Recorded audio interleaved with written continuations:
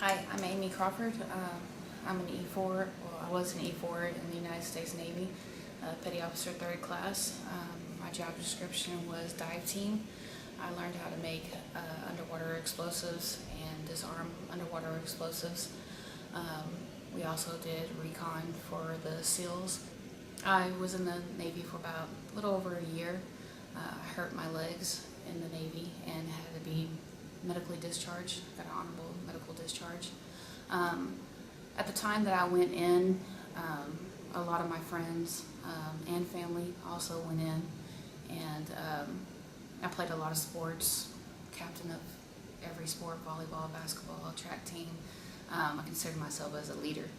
So in ROTC, these people who followed me into the military, I was very proud that we could all do this together. So whenever I did get discharged, it was very hard for me, especially going on with my life and having a son and getting married and get a phone call that they're not coming home. My friends that didn't get to come home, I call them my brothers and my sisters, that didn't get to come home and experience what I got to experience, which is a son and being able to get married and have a life and know what a civilian life is. When you're in high school, you know what a kid life is, and whenever you get out of high school and you go straight into the military, you don't know what a civilian life is. You only know what the military trains you to do, and whenever you get out, it's a whole nother world, and it's hard to adjust to that world. It's not as organized as the military is. Anything can bum rush you at any time. You can get a job that you know you're great at and lose your job and not understand why you lost your job. The thing that I've had a hard time with is knowing that my friends that didn't come home, or some of my friends that did come home, but they still can't have a life. My cousin, he came home, but he'll be a 14-year-old for the rest of his life because he has pieces of his skull in his head, in his brain. I know that by me being upset that I couldn't stay in and finish my contract or to be able to retire from the military, I couldn't, if I would have stayed in, I couldn't have saved them, I know that. But knowing that if I was in, I was still serving with them. So I have a hard time knowing that I couldn't be there and serve with them and they didn't get to come home. I have a hard time sleeping. It's been one of my most difficult things is to sleep. I wake up in panic attacks. I wake up hitting. I wake up charging.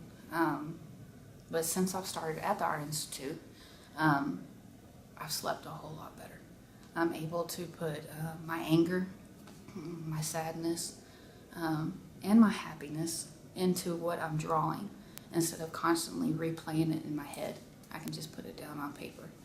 My temper has been a lot better too. I've been a lot more mellow because I focused a lot of my time in my art.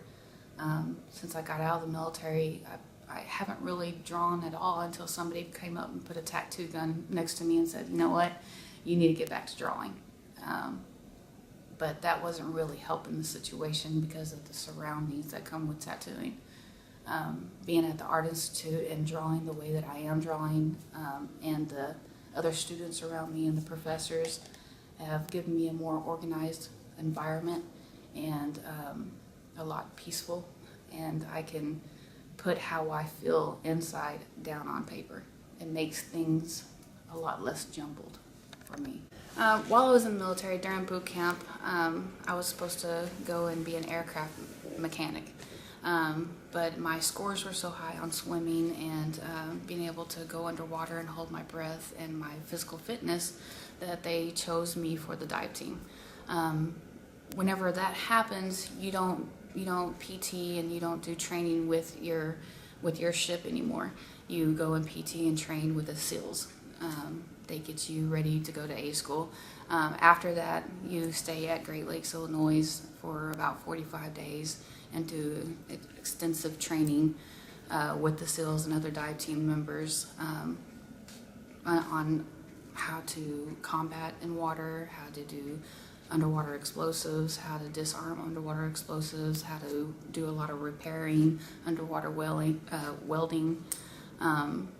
and it's a really cool experience altogether. And once you get past that point, you go to Pensacola, Florida, and you finish out the rest of your training.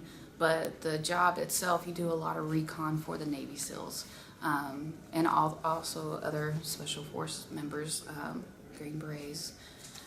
To know that you're a part of that family, it's kind of like you're a military of your own.